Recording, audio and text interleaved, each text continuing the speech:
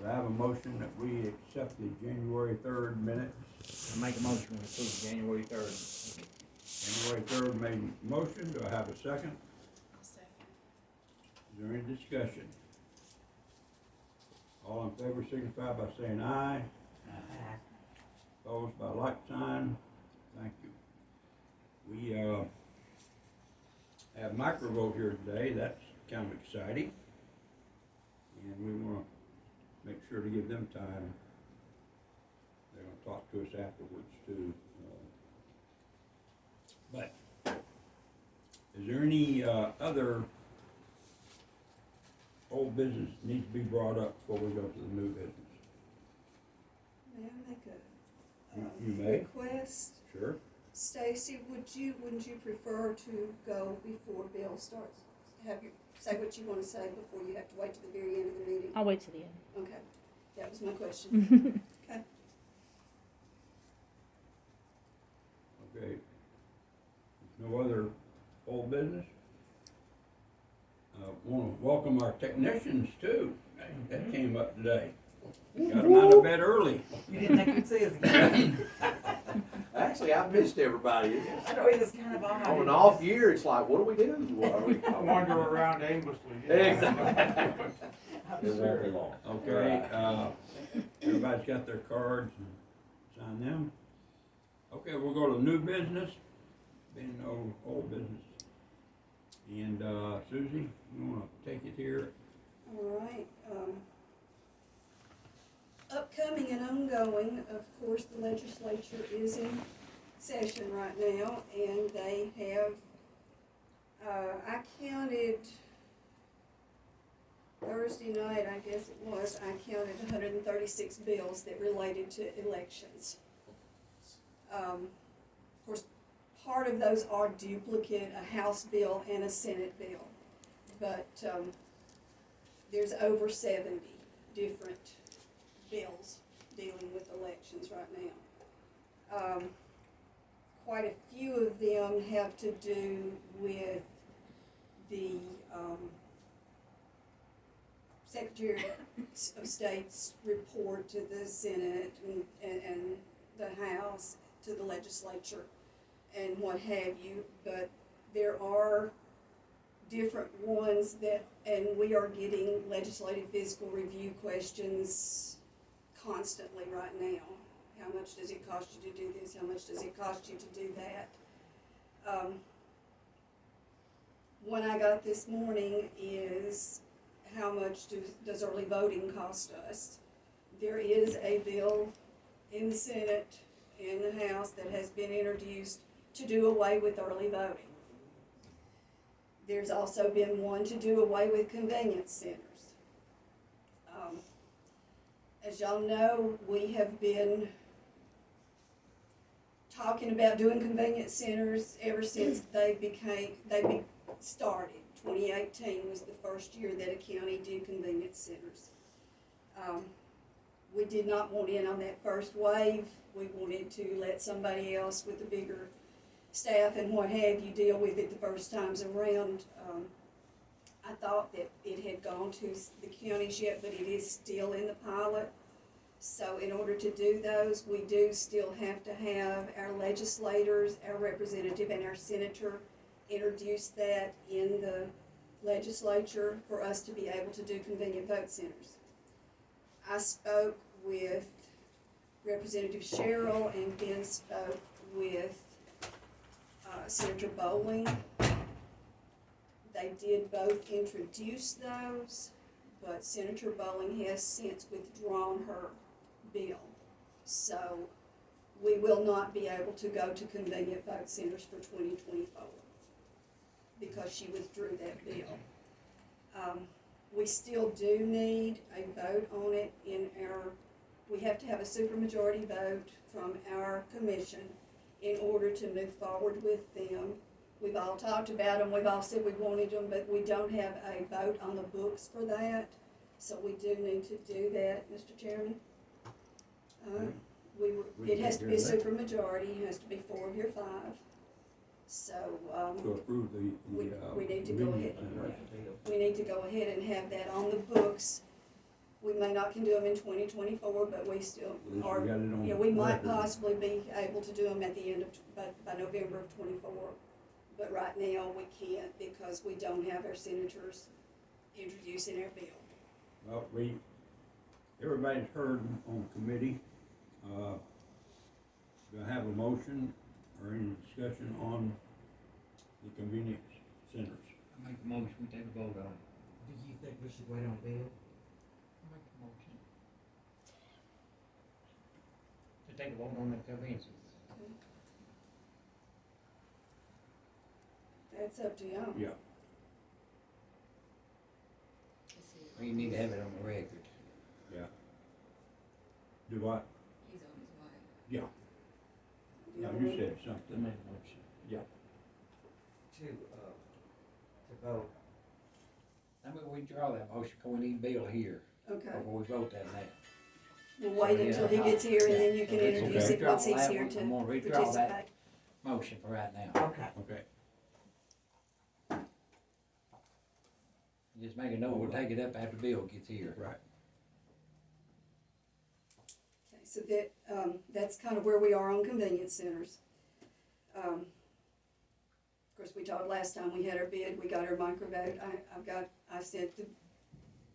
I have the bill the order completed. I completed it Friday, I was not here yesterday, so I have it to send in to microvote. Can I give it to you, or do I need to mail it to Mandy, Are you talking about, the order for the machines?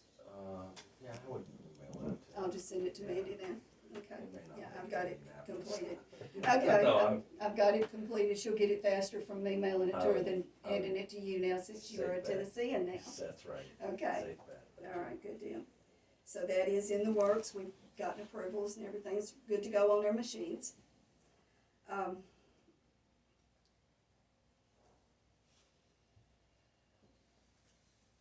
Y'all have probably all seen in the paper that McMinnville did repeal the ordinance that they passed to have our property rights voters vote by paper.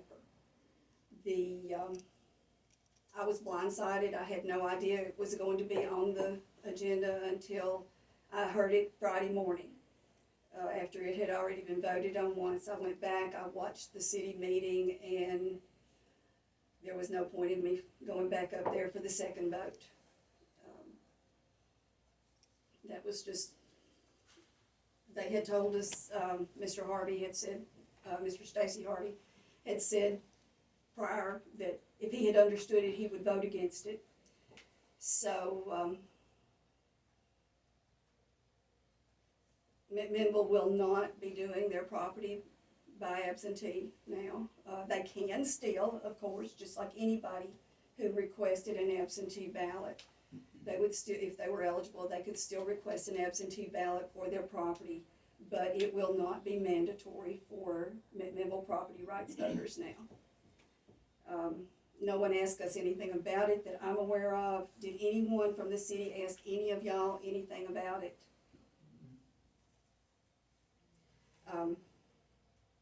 On our side, it went beautifully. It was nice, clean. Out of the 107 people who voted, very few had any comments about it at all. I heard 6 people that questioned it. 3 of those, once I explained to them what it was, said, "Oh, no problem." But squeaky wheels get the grease. So in their meeting, they said everybody seemed to have a problem with it, so everybody who talked to them probably did. They wouldn't have said anything to them about it if they didn't have a problem with it. So nevertheless, they voted it down. They repealed the motion, or the ordinance. And this is McMinnville, the property rights Mhm. that we did right, that we during did the last year. election. Right, Right. it went Okay. so well. And they're not gonna do They're it. not, it is no longer mandatory for them to vote their property rights in McMinnville by an absentee ballot. So we will go back to doing it the way we did it in the past.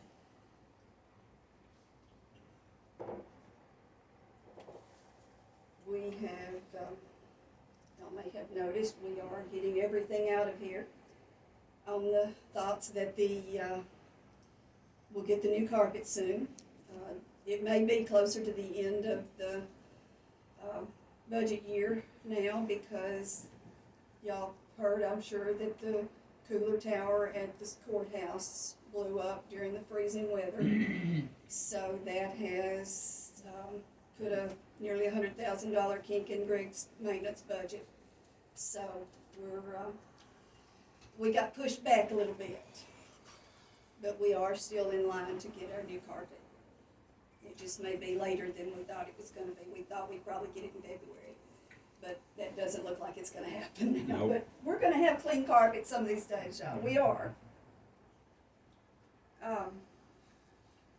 We are getting ready to start on our list maintenance, and of course y'all have that information already. So we talked about it last time. So that'll be the next major project we get working on here in the office. Just our day-to-day, everydays.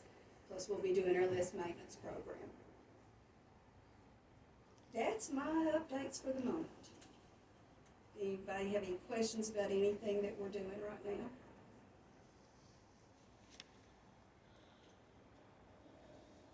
Okay, Mr. Chairman, Okay, is that pretty much it?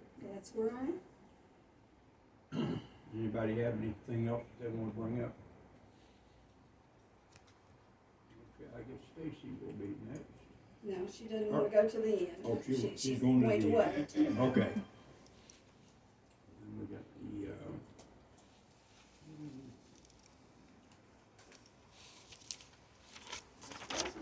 yeah, Bill would be it. Sure. Okay. Well, I mean, it's, the problem is, Okay, Bill, you're up. well, thank you. Okay, a couple disclaimers here, at least one. Right now, this is a precinct-based application, and you're all talking about going to vote centers. We are, as we speak, we're working on trying to get this to be able to be used in an early voting and a vote center situation, because they're basically the same. You have to be connected to a VPN, and they have to all be able to communicate with each other. So they're standalone as they are today in use. But what I have is what we call an electronic poll book. It would replace your books, your printed bound books, your A through M, N through Z lookups.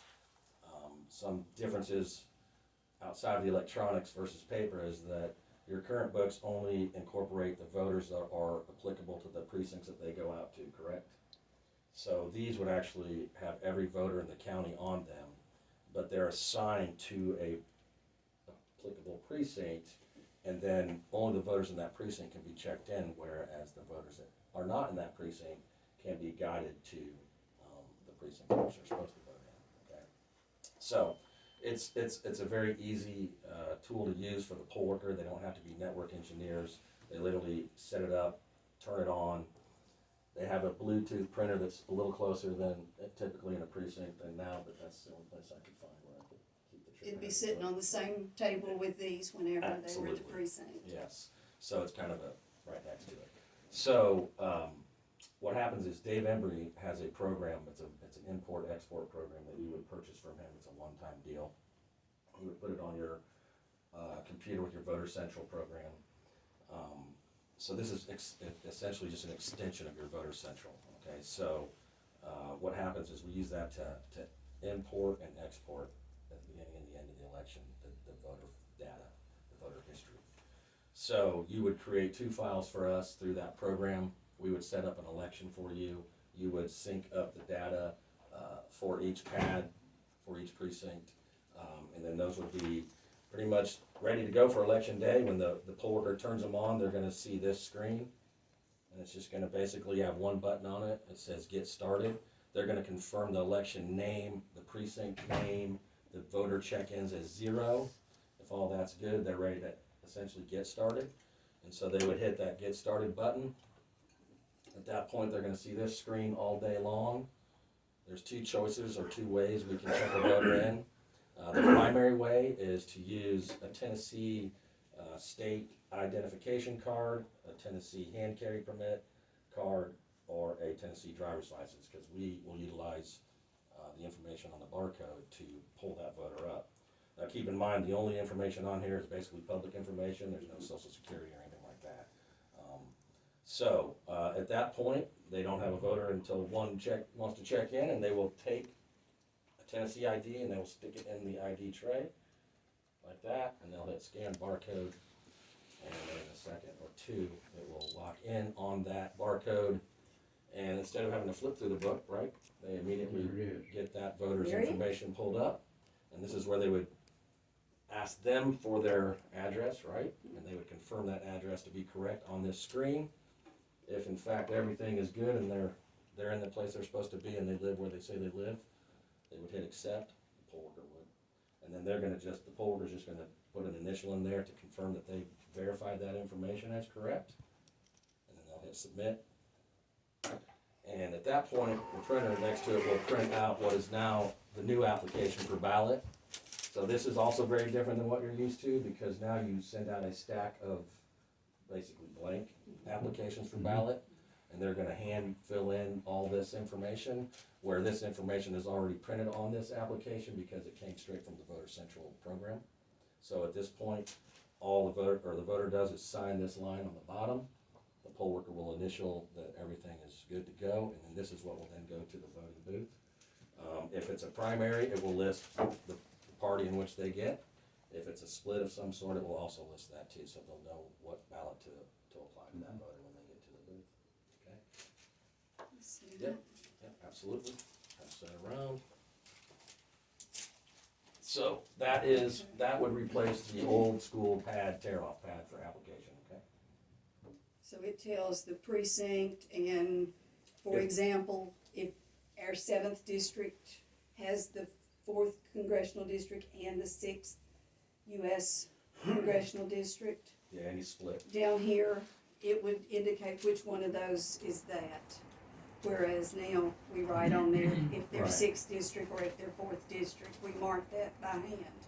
And so on these, it would automatically give that information in a printout. And this would tell the machine operator how to set, this right here would tell the machine operator how to set their machine up. Bill, how do they, if it is a primary, where do you, Okay. at what step do you do that? So we'll just get to that. I don't have it on here, but Okay. I can show you where it would be. So when the voter comes up like this, and then they hit accept, the next page would show, in the August election, it would show 3 buttons, Republican, Democratic, and general only. Mhm. And then at that point, you would select that button and then go to the initial page. Now, it varies from county to county how they determine how that's selected. You know, to protect the voter's privacy, sometimes they have a card or something, they point to it. But you really wanna try to reduce the interaction of the voter on the pad. So, you know, I don't know how you select the party now, because you have to write it on Well, it's on, we have check boxes, and which one do you want Okay. to vote in? So And that- let them check that now. Okay, so then you would just do something similar with then the poll would select it and then confirm it with the voter. So, Now, there is again a House bill requesting us to register as partisan then. I saw that. That has not passed, and in the past, it has not passed, some of these days it probably will. We will probably at some point begin to register by party. We don't do that in Tennessee now, and the people, some of them, there's 2 or 3 different bills, different legislative bills requesting people vote by party, register by party. If we were to have closed primaries, this would tell how they were registered. Yeah, Which- so So it would only come give out of- them the primary that they're registered as a member of As long as it's in X voter primary, central. X party. Yeah, as long as it's that way in voter Okay, central. which So it we would live- have to be if they do that. Right. Yeah, they would have- There's a bill afoot that,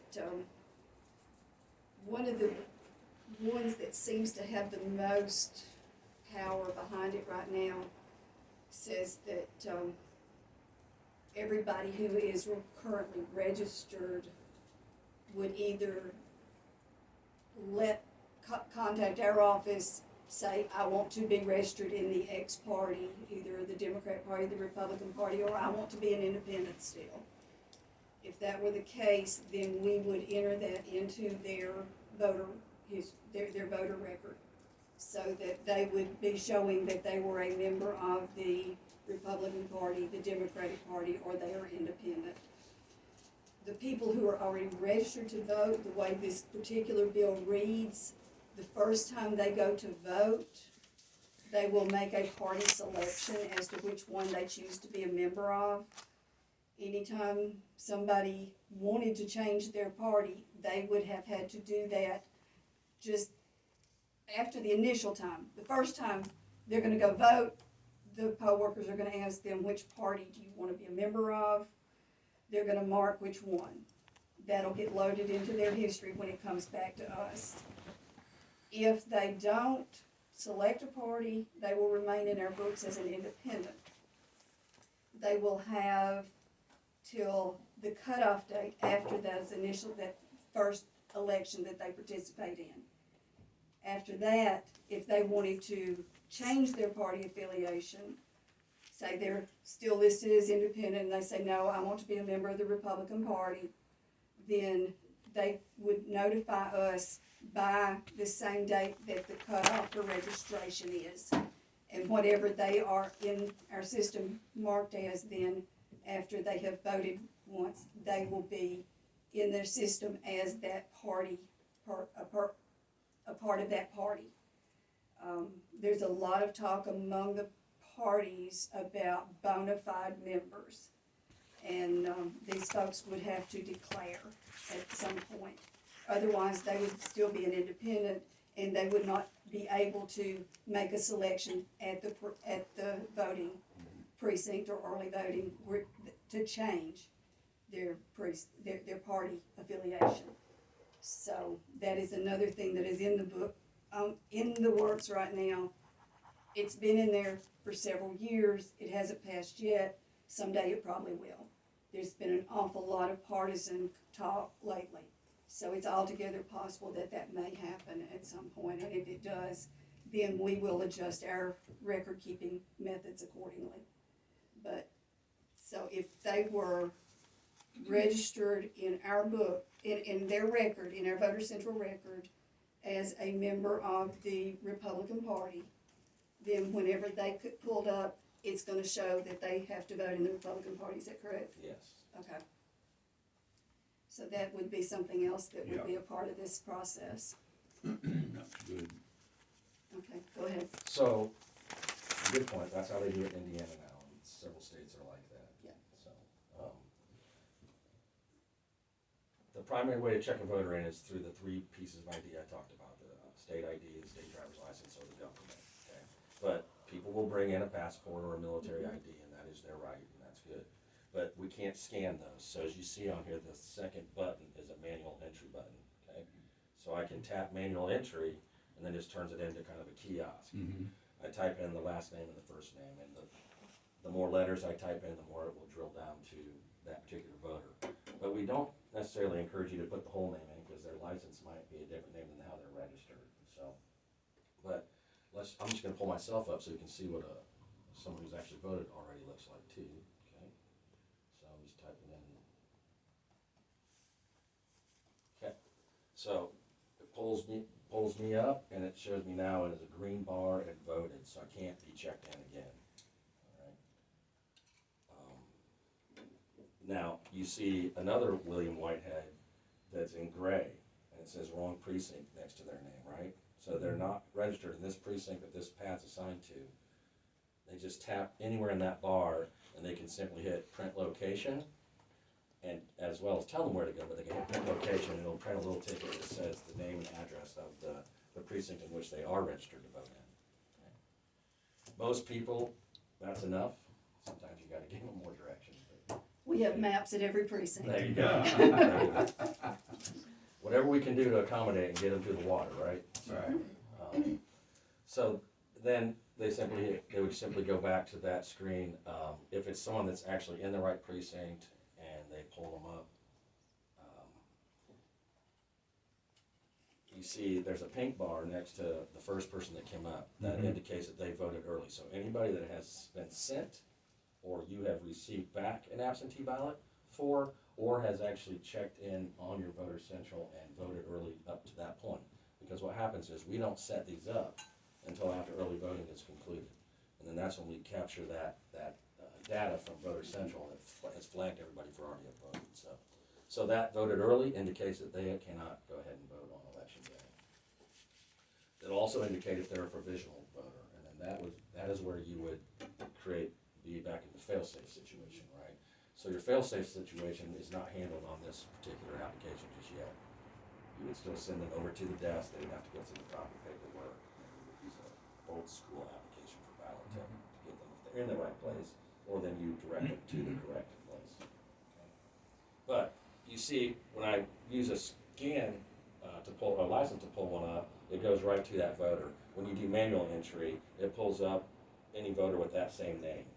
So then they would have to select that voter by tapping in there, and then they get to that point where they can confirm address, date of birth, if it's a junior, senior situation kind of thing.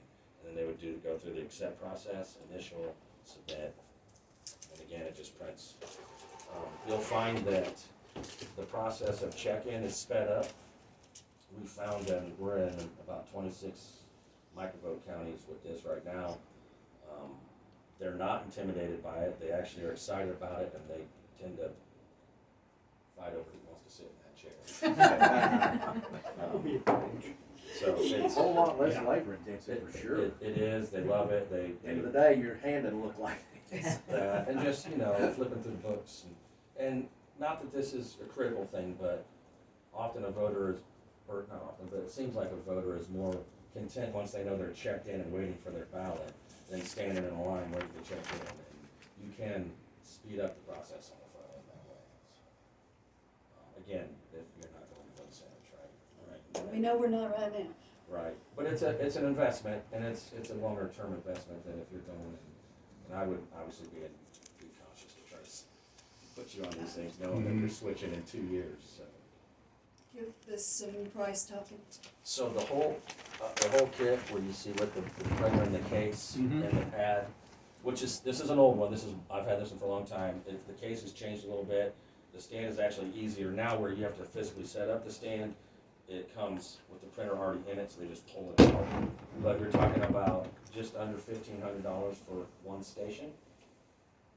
And then you have to pay 2 one-time fees to get it started. There's a software package and a training service package. The software package is $5,000. What's your total registered voters here? 24. Yeah. So your software one-time only would be $5,000, and the professional service package would be $3,000. So that $8,000 is on. And the beauty of these is you don't have to go countywide. Half our counties have bought just enough to get started. So any precinct you convert to that is automated, and you can still do the books until you can budget for the rest. You don't have to buy it all at once if you don't want to or can't. But you have to pay the $8,000 on your first order of however many pads that is, whether it's enough for countywide or just a few precincts. And then once you pay that $8,000, you just buy the pads as you need them. Like I said, I think they're like $14.90. So, but I can get you exact numbers. And then you have, just like any vendor, you have an annual software maintenance agreement. It's $1,000 for the software portion of it, and then you pay $140, I believe, per pad annually. So if you had 10 pads, and that's it. There's no other other than buying the rolls for the printer, and they're super easy to change. It just flips up and you drop it in. There's no feeding or anything. Those are just like a point of sale printer. It is exactly. My wife's got one of those in the jewelry store, just like that. Yeah, Star Electronics, they make good printers. So that's it in terms of the cost. Now the state election commission requires you to do what they call a parallel test the first time you use them. So you will still print all your books and bind them, and you will use those as your official check-in process. And then in 2 or 3 precincts, you'll have one of these where you'll, after they've checked in on the paper, that you would have as many voters as you can trap go through what would be the process of checking in. It's kind of redundant, cause every county has to do it, and we've done it like 26 times now, but, we play by the rules, and that's what they expect you to do.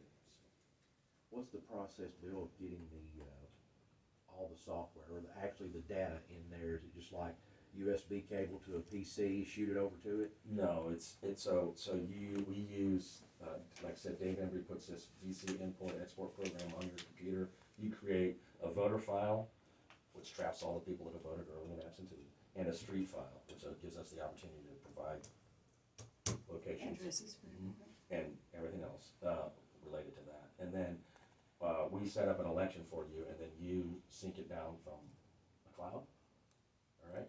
Once it's loaded, then you disconnect the Wi-Fi, and it goes out to the precinct, lockdown, no radio connectivity whatsoever. So, on the back end, similar situation, you bring all the pads back into Election Central, you sync it, you go into, it's very simple, you go into tools and settings.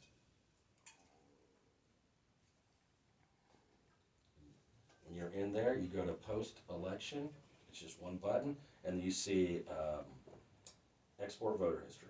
And it's one button, and I hit that on every pad in a matter of a minute.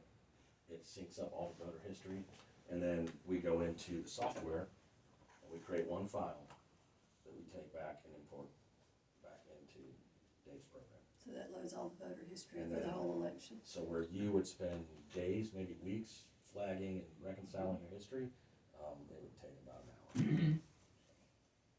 do all that. So how many precincts do you have? So if you had up to 40 pads, you had an hour to 2 hours, you could have everything. Everything reconciled, and move on to your next task. So as nice as it is for the poll workers and the voters, it's really more functional and utilitarian for you all on the back end.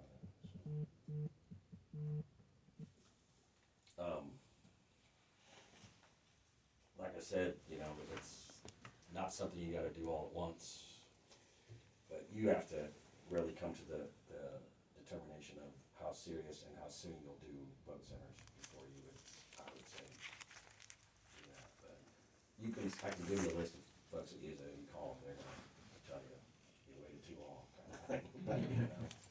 I talked to Delina the other day, and she was telling me that they really, really like them.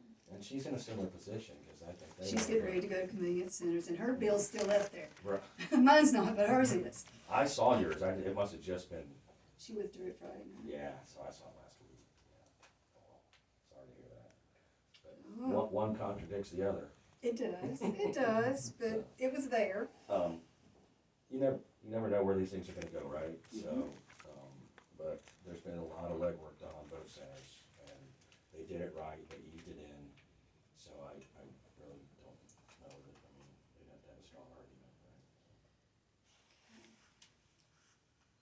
So with the poll pads, I still have to print my paper books. So, But the first time I use them is the only time I have to use the paper unless well, and, unless somebody's not in it or whatever. yeah, and And what my you, fail-safe what you voters print and by such as now that. is pretty elaborate, right? Yeah, So what you would print, once you're using these full time, is you can just print, like, make a Word doc, just a signature list to make that second. So if they have to check it, you've got a backup, you know what I mean? It's not as, well, right now you've got the full voter ID, everything, Yeah. signature, Well, mark you- everything you do, what have you. right. What's their application number and all of those things you put into the signature Yeah, books. you'll need a sealed backup for that. Yeah. You know, so if you lose power, this thing's obviously battery operated. Right, If, so you're still gonna send out the old school apps, one Right. for fail-safe and one for backup. So let's just say you do lose power, you can still check someone in on here, but, can you turn that printer off? Sorry. Let's say you lose power on the printer, right? But you can still capture it electronically. So I go and I hit accept, I make sure that information's good, and as soon as I hit submit, it's gonna warn me that there's no printer connected, right? Proceed anyway. So what I can do is I can proceed anyway, hit yes. It checks them in electronically, so we don't have to manually flag them on the back end, but then I have them fill do their out. signature book. No, just the application. Oh, Yeah, okay. Just a little piece of paper. yeah, yeah, because they're already checked in on Yeah, there. they take the Okay. voting machine. Yeah. Cool. So, It's rare, but we do sometimes encounter power outages, right? Power outage is good. How you, brother? You're here, right? I think. I'd say you are. So what I can do, I mean, it seems to me like you have a lot to navigate in terms of the convenient vote centers. Yeah. And those are great. But obviously, it's one or the other. So, Right. We can't use these if we do the community centers. no, now, And doing now this that right being now said, would be- we're working to try We're to still get, trying to work that out. this, In other states, they do that. Tennessee is one of 2 states that doesn't allow that. Correct. So, it's just, we have to make it very clear to them that everything's good. Other states let the voter sign here too as one of the signatures, so then it comes out, and their signature's already on there. Mhm. And that's something that we might work on too, so. Yeah, right now they're signing this, and this is what the machine operator is gonna keep for his record to make sure he balances and what have you. Absolutely. With the signature, are you able to save that into the system? To keep Yeah. updated to? Yeah, and you don't wanna necessarily turn your poll workers into handwriting experts, but it is nice that it comes up and they can get a general idea. Also, if you're looking up someone and if they've been previously registered, does it show that they were previously registered and purged? Somebody who's or- currently purged has been a registered voter, If- does that show them at all? If they're purged in Voter Central, meaning they're not in Voter Yes. Central anymore, is that what you're saying? Well, it's in our archive files. No, It won't pull them, will it? No. Okay, Just active. Well, there are inactives. right, That's different than purged. they're different. Yeah. Okay. So it would only purge people who are currently eligible to vote. Yes. Okay. So think of it just as an extension of how Voter Central behaves. So if somebody's purged like that and they come in for early voting, how does it behave? My system is gonna say, this voter is purged.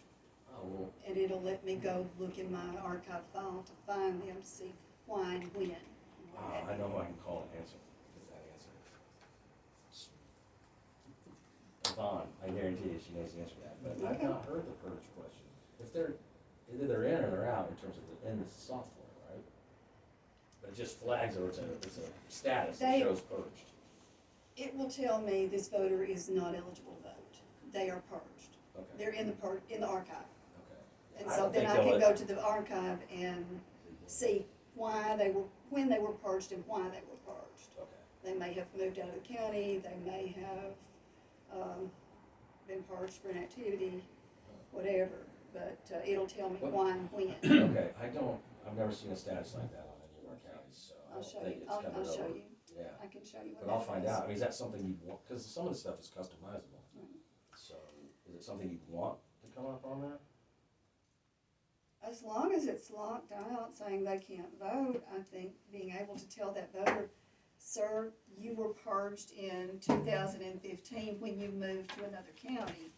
Yeah, would that sounds a be lot better than a saying lot- you're not registered, you're not yeah. there. I mean, to me, that goes over a lot better with the voters than Right, just saying, You're perfect. you're not in my system. They wanna know I wonder, that why. might just be that might come over as an inactive. No? Mm-mm, no. Okay, An inactive would be Still- they're eligible to still vote, okay. a purge would not. okay. If they didn't, I'll- say they I'll- moved to Washington County and then they I got moved you. back to Warren County, they registered while they were in Washington County, we remove them from our rolls.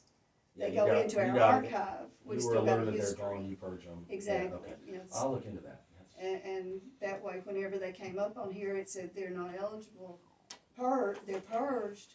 I can tell that person, sir, you were Here's why I purged win. in Yeah. 2015 because you moved out of the county. Okay. You know, not just say, you're not in here. But if it's in Voter Central like that, I'm sure we can bring it over and have it be a status. I can show you how it Yeah, works, that'd be how, cool. what it does. I can't believe I haven't heard that yet. Purges. Common So thing. we put, How we many will, Susies do you know? This gal's on it, brother. Always in learn mode. hey, I have to be in learn mode all the Me time, too, me too. but, yeah. But I mean, you can see the, where it would it more efficient, right? Especially for you all in terms of voter history and all that.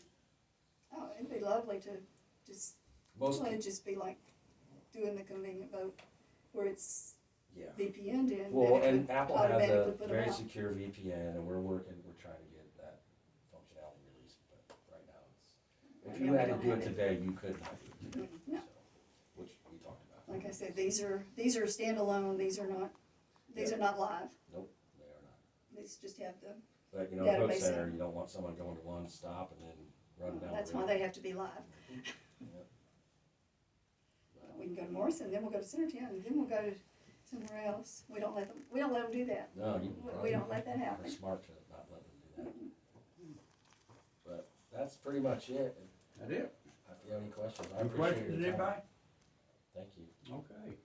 Appreciate your coming down and spending time with us. Bill's here now. Susie, you want to back up and explain the, vote on convenient vote centers? Bill, what we discussed before you got here, the convenient vote centers that we've been talking about since 2018, that some of these days we're gonna get to do. It is still, I thought it had gone to the counties, but it is still in the pilot program. So we do still have to have the legislative approval, and we won't be able to have it this time because Ms. Bowling withdrew her bill. But we do have to have a supermajority vote of y'all on the books to move forward with it when we do get to move forward with it. So, Charles had made a motion to vote and then he withdrew it and waiting till you got here so that you would be included in this. We have to have at least 5, we have to have a supermajority vote. It can't just be 3 of you. It's gotta either be 4 or 5 of you that vote to be able to go forward with the convenience center before we are able to, when we do get approval. And we need to get that on the books. We've never voted on it. Okay. So, Do you understand? Yes. Okay. Okay, Then, make a motion again, okay. that we vote on the convenience centers.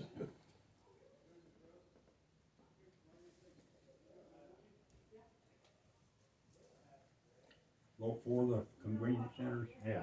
Okay. We got a second by, let's see. Got it? Okay. It's been seconded. Any discussion? All in favor signify by saying aye. Aye. Aye. Opposed by like sign. Okay, so that is taken care of. it's unanimous. Yep, unanimous. Okay, is there any other business that any board member wants to bring up before we go on to Stacy? Okay, Stacy, you got a few minutes here, and Thank you. why don't you, I appreciate it. Stacy Lee, I represent Truth HQ here. We are a private ministerial readiness association, and we also do investigative journalism. And I had signed up to speak about the repeal of the non-resident property rights voters before it got repealed. So it was in the process of that. And part of the reason why it was in process is that there were a lot of people actually that affected that were not happy with losing the right to vote in person. And we also became aware of some issues on election day of people who went to vote at the courthouse and were not able to vote and were very upset. So in addition to the fact that on August 30th, instead of having the regular meeting that was supposed to be on September 13th, there was a specially called meeting at McMinnville City Board, and the people that showed up to speak against losing their rights to vote in person were denied the chance to speak because in a special session they can nix public comment. So because we follow the Tennessee Constitution under Article 1, Section 23 that allows people to, instruct their representatives, people were very upset that they were not allowed to have that feedback. There were emails sent, there were calls made to their representatives, their elected officials. So therefore, there were a lot of people that were pushing back against that. Just people didn't want to be corralled into mail-in only. They wanted to have an option. So it was important to them. And there actually were 4 incident reports that were done in the election in 2022. I don't think they all, I didn't see a report on the courthouse voter that was very upset. I didn't see a report on that. But there was some pushback about how that went down. But there was also an issue at the voting center behind on Cadillac Lane. I think it's TSU is how you go by it. And at around 11 a.m., there was a gentleman, well, there was a few people that when they went to vote, their city aldermen were not on their ballot, and they are city residents. So they were concerned, but again, not everybody's voting pro, because some people only do this, every couple years, and they're not computer literate. And so when they noticed it, it was after they hit the cast ballot vote. Now, when this same scenario happened in Davidson County, when there was an issue, the voters were allowed to do a provisional vote. But in Warren County, these voters were not allowed to do a provisional vote. And at 11 a.m. is when this was discovered, approximately, somewhere between 11 and noon. And the voting station opened at 8 a.m. So we were just concerned that between 8 a.m. and 11 a.m., this might have been either a computer glitch or a human error, but that it wasn't noticed until 11 a.m. So we're not even sure if there were multiple voters that were affected. And one of the city alderman votes was only a 7-vote spread. So, I mean, that's 3 people that had issues voting, and there could have been a lot more between 8 and 11 a.m. So this is why we do what we do. We're not everybody's favorite people, but we're all for transparency. We're all for constitutional freedoms, and especially for the citizens to instruct their elected officials and have all of their rights under the Constitution and the statutes of our state. So, yes, transparency is important. So that's why we had requested through a FOIA the incident reports, because we wanted to see how this is documented.